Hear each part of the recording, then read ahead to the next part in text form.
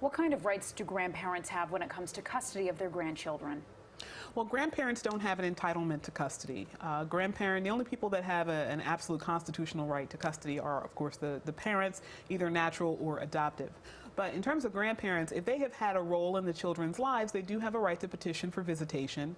In fact, even in circumstances where they wouldn't have been able to compel visitation over the objection of a parent, if the child is now in foster care, there's almost a heightened level of scrutiny that the court wants to see grandparents involved, because you don't want to cut the child off and harm the child because the parent is impaired and the child has to be out of their custody.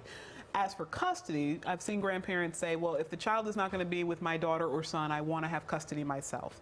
And what I always tell them is you need to get there before the agency gets there. If the agency gets custody, the court is not going to take custody from the agency, because the agency having custody is usually the only thing that compels the parent to get their act together. So when the grandparent shows up, if the grandparent gets custody before the agency does, that helps, and so the child doesn't go into foster care. But if you don't get there beforehand, you really should be seeking visitation, seeking to be actively involved, perhaps even in requesting placement of the child. Maybe you become the foster parent while your child is getting their act together.